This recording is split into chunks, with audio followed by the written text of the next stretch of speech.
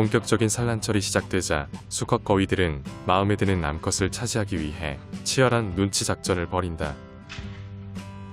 물론 크리미도 예외는 아니다.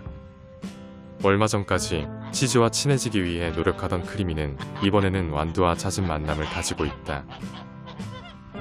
그런데 두 녀석은 지금 대장거위에게 들키지 않기 위해 비밀스런 연애를 하고 있다.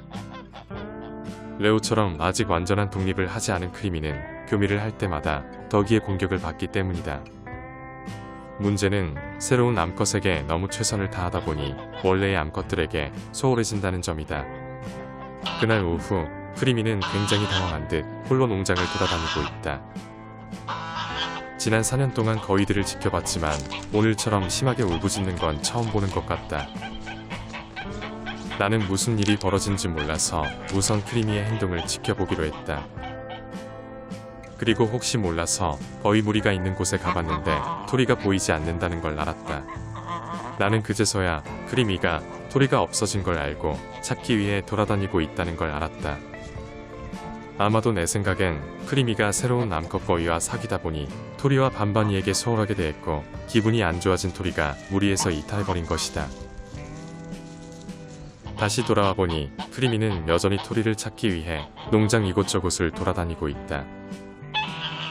크리미가 너무 다급해하니까 혹시라도 토리에게 무슨 일이 생긴 건 아닌지 나도 모르게 걱정이 되기 시작한다.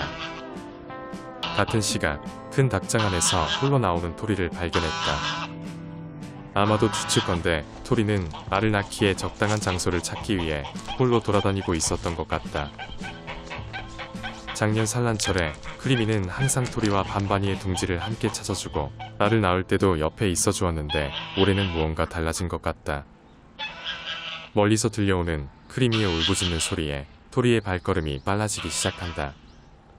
다행히 크리미는 토리가 다가오는 모습을 확인하자 울부짖는 소리를 멈췄다. 자신이 좋아하는 짝꿍이 보이지 않으면 심하게 불안감을 느끼는 거위들의 모습은 닭들의 사회에서 좀처럼 보기 어려운 장면이다. 토리가 가까이 다가가자 비로소 크리미의 모습이 편안해 보인다. 아마도 크리미는 오늘 이를 통해 새로운 암컷과의 만남도 중요하지만 토리와 반반이에게 잘해야겠다는 교훈을 얻었을 것이다. 녀석들은 마치 아무 일이 없었다는 듯 한참 동안 둘만의 데이트를 가졌다. 그날 저녁 흥부는 원래의 닭장으로 가지 않고 캔디의 닭장 안으로 들어왔다. 닭이 스스로 잠자는 닭장을 바꾼다는 건 굉장히 보기 드문 일이라는 점에서 흥부에게 심경에 큰 변화가 생긴 것 같다. 그나저나 캔디는 흥부가 들어오자 선반 위로 올라가 버렸다. 캔디가 안절부절 못하는 모습을 보니 강제로라도 흥부를 닭장 밖으로 쫓아낼까 고민이 된다. 하지만 날이 너무 어두워졌고 또 녀석들의 삶에 내가 너무 깊게 관여하는 건 아니라는 생각에 관두기로 한다. 나중에 다시 한번 가봤는데 타이와 캔디 그리고 흥부가 모두 횃대에서 잠을 자고 있다. 그나저나 앞으로 흥부를 어떻게 대해야 할지 고민이 되기 시작한다.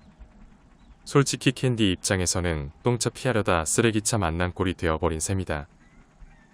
나는 캔디의 새로운 짝으로 제리를 정해두었는데 전혀 예상하지 못한 흥부가 이를 망치려고 하고 있다.